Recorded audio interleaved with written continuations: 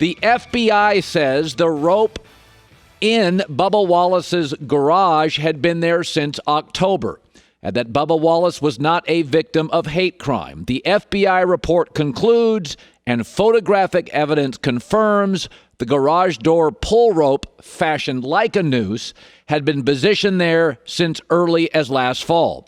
We appreciate the FBI's quick and thoughtful investigation and thankful to learn this was not an intentional racist act against Bubba Wallace, the only full-time black driver.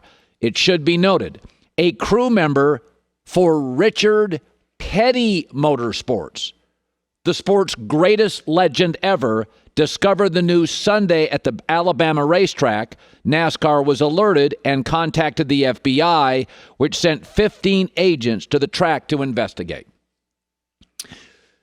There are four groups of people, I believe, in America. There are people who are racist, and they have evil in their heart. That's the first group. The second group are people that can be insensitive. They feel bad. There is not evil in their heart. They regret things they've said or done over their lifetime. The third group are people that weaponize racism daily. They wake up and see it, go to bed, see it, and think everybody should be fired who's ever said anything clunky in their life. And then there's the fourth group, and I like this group. They talk about racism where it exists. They're worried about growth and getting better. They talk, and we should listen. The problem, of course, in America is all four of these groups exist on every street corner.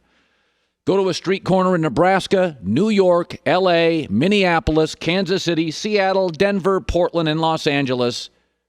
All four groups exist. When I first heard the news yesterday, I think like a lot of you, I was relieved.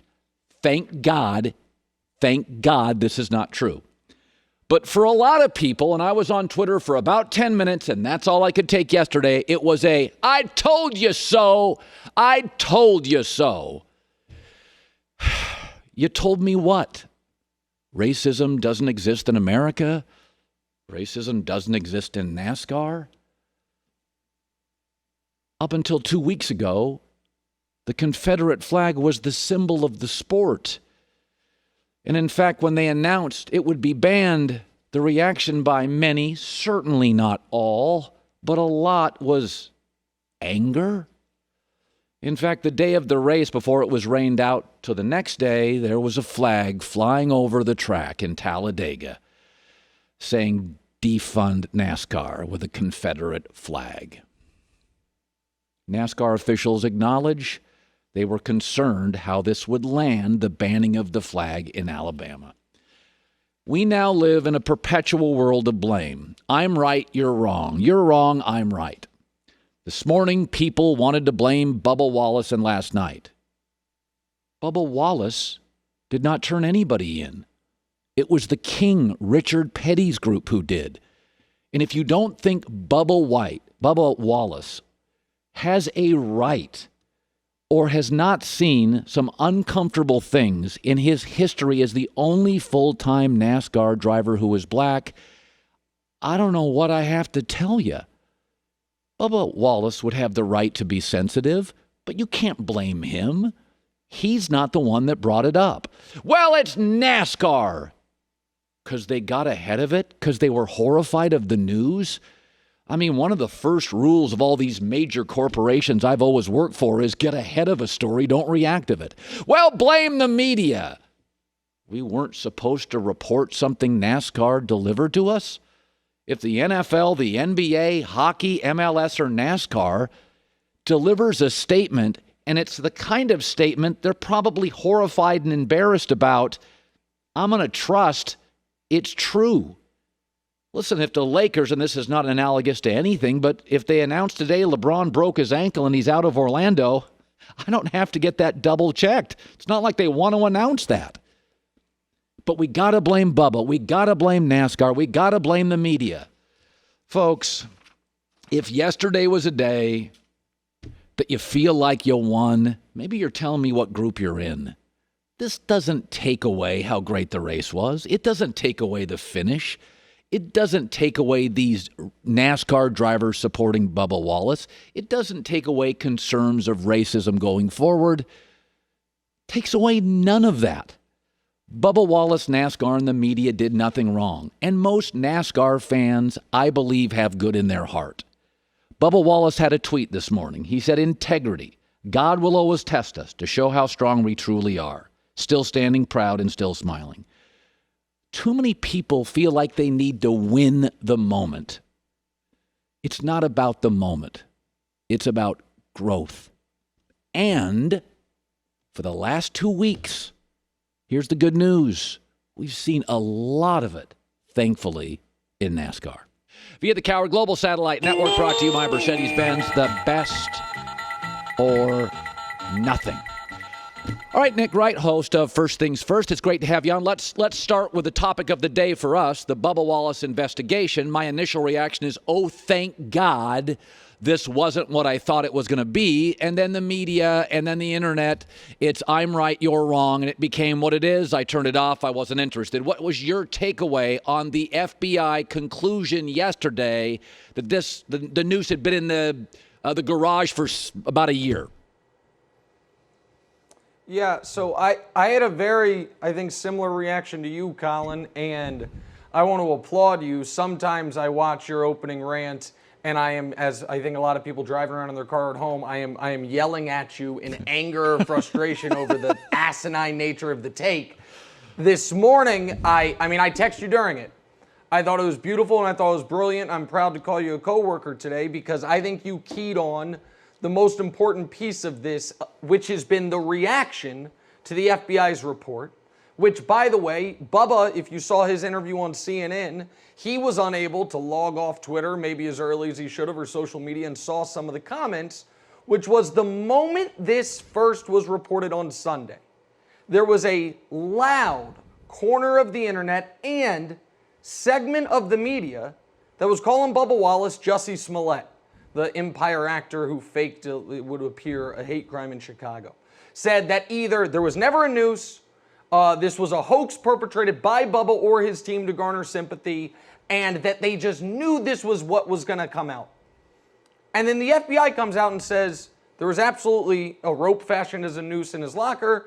It just appears it had been there for 9 months. Those folks are saying, told you so, and right now still tweeting Bubba Smollett. It's reprehensible. Here is the accepted facts by all parties that care about facts sequence of events. People can take for it what they will. A couple weeks ago, NASCAR comes out and says, after it's talking to Bubba Wallace and recognizing the moment, we're going to move into the 20th century, at the very least the 21st century, and we're going to ban the Confederate flag. One NASCAR driver quit the sport because of it. Said, I love the Confederate flag more than I love racing. I'm out. This weekend at Talladega, there was a Confederate flag rally. There was then a plane flown over the stadium, as you mentioned, with the Confederate flag. Then, people other than Bubba Wallace found a garage pull-down rope fashioned as a noose, according to the FBI. That was so jarring to them. Folks who've been around NASCAR their whole life, this idea, that's how all the garage pull-down ropes are fashioned. Well, it wasn't to the Richard Petty's team, because they said, oh my God, someone literally called the president of NASCAR. He went and looked at it, went to go see Bubba, tears streaming down his face because they were so certain it was intentional. Now, it is a horrifying coincidence, but I guess a good coincidence that it was not intentional. Just 9 months ago, somebody tied a noose on that rope. I don't know how to tie a noose. I bet you don't, but somebody did, and they left it there, and it just happened to be the locker Bubba got. But the idea that Bubba Wallace, who didn't ask for this, didn't report this, just went with the information that he got, that he somehow orchestrated this, was disproven by the FBI, and yet folks are still attacking him for it, and I find it gross and disheartening. I do think NASCAR's better for it, and I do think the moment of unity, Colin, NASCAR showed when the race was run on Monday was a beautiful moment that brought in more fans. I just wish some of the idiots weren't as loud as they are. Yeah. We agree on that. Yeah, I mean, my takeaway this morning on this is I think NASCAR and I think Bubba Wallace and I think the drivers, I said this 2 days ago. I thought they were closer to Nike than NASCAR. I'm like, okay, if 10% of the fans to 20% of the fans can't deal with the Confederate flag, then you know what? It's time for all leagues to ditch that 20% of fans, market to younger fans, more tolerant people. Like that image is a top 5 image in the history of NASCAR. That does not go away for me. It absolutely does not go away. Let me segue to this. Avery Bradley will justifiably not go to the bubble. And my first takeaway is, man, LeBron never there's always something with LeBron. Somebody's hurt. This is a realistic reason. I think it doesn't make the Lakers better. I mean, when you heard the news on Avery Bradley, what was your takeaway? Yeah, listen, it's a loss. There are 2 losses, obviously, the Lakers cannot sustain. LeBron and Anthony Davis. But right after them are the only 2 guys on the roster that are legitimate rotation players that the moment won't be too big for, and that's Danny Green and Avery Bradley. Yep. And now one of them's gone. In the playoffs, Colin, you and I have talked about this, you only need 7, maybe 8 guys that you trust, that you're going to play in big spots. Well, one of the guys they know they can trust is now gone. And by the way, I support Avery Bradley 100% in his decision. If I had a 6-year-old son, I might not want to leave my kids to go to the bubble, even if they were all fully healthy, much less one who has some issues that could be complicated by COVID. So no criticism for Avery whatsoever. But it does put the Lakers in a tougher spot. It does put more on LeBron. And they have one of 3 options, and 2 of them are fine here, Colin. They'll probably sign my buddy JR, which makes me happy, but he probably won't be a big part of the rotation.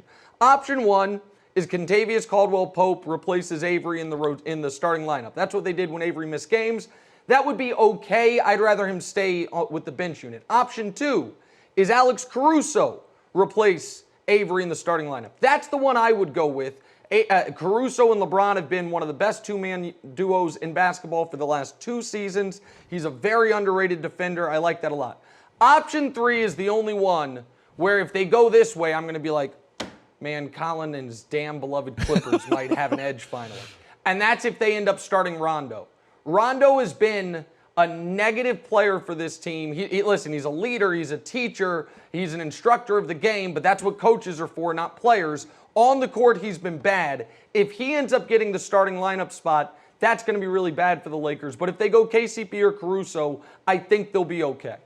So Antonio Brown, who can be regrettable as a human being, Seahawks are interested. My takeaway is, listen, Seattle realizes a lot of people would like Antonio Brown, but Russell Wilson will make it work because he makes everything work.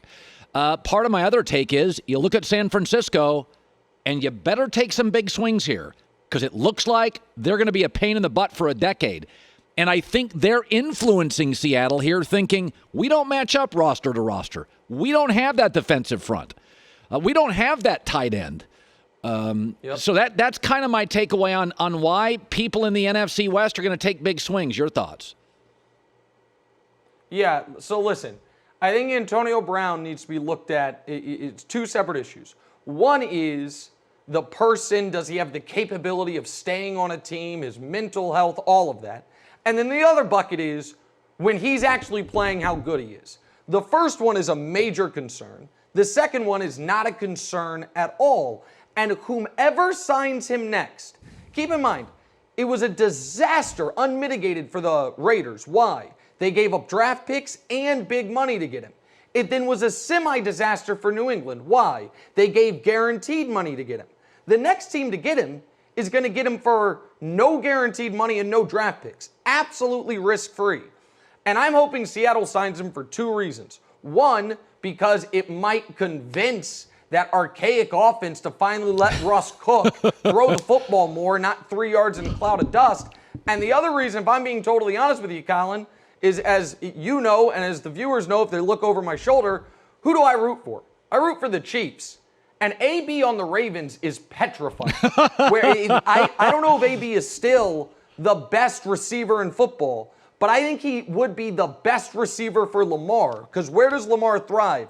Kind of intermediate, short, over the middle, where AB's one of the best we've ever seen. So yeah, Seattle, they do need to keep up with the Joneses, so to speak, in San Francisco, even though San Francisco's got receiver issues of their own now, with Deebo Samuel out and Emmanuel Sanders no longer with the team. So I get why Seattle would do it. And for me, I'll pitch in 5,000 of the signing bonus, John Schneider, if you want to make this happen. Like, just keep him out of Baltimore. Yeah, I get that. So it's interesting. You have always been, and you've stayed really consistent on Dak Prescott, is that he's not a $35 million quarterback. I think I'm a little more of a fan, but be that as it may, this week the Cowboys were caught off guard. Dak says, give me a shorter contract. I want to get back into the market. Dallas is like, no, we want 5 years. And my thought was, if Carson Wentz continues to be great and Daniel Jones continues to get better and Dwayne Haskins fails and the Redskins get a really good top college quarterback, you could wake up in a year or two and Dak's the fourth best quarterback in your division. But that's my take. You have been a little tougher on Dak than I have been. Your thoughts on him wanting a shorter contract with less guaranteed money? Yeah. Listen, Dak, I think, wants a little bit of everything here. He wants, on an annual basis, to become the highest paid quarterback ever and a bite at the apple as quickly as possible, which is, by the way, it's not that dissimilar from what Kirk Cousins got. And from the Vikings, it wasn't the highest paid ever, but one of the highest paid evers. It was a short contract, and it was all guaranteed. Seems like that's the road he wants to go down. Kirk Cousins, and by the way, they're a similar caliber quarterback. I think Dak's a touch better than Kirk, but regardless. But Kirk had to actually have leverage to get that. He got franchised twice. He was a true free agent, and the market set his value. If I'm Dallas, at this point, I have made my last offer to Dak Prescott. If he wants to double back and take one that he turned down, fine. I am franchising him this year. If we get to the conference championship game, which we have the talent to do, much less the Super Bowl if you're Dallas, then guess what? He's got you over the barrel. He's going to get the $40 million, but you probably feel good about it because it's the best season you've had in a quarter century. If that doesn't happen, then I am this next offseason, I am franchising him again, and I'm trading him for a couple first-round picks. Because there is absolutely a team out there. If Jalen Ramsey can get you 2 1s and a 3, and Laramie Tunsil can get you 2 1s and a 2, there's a team out there that will give you multiple first-round picks for Dak.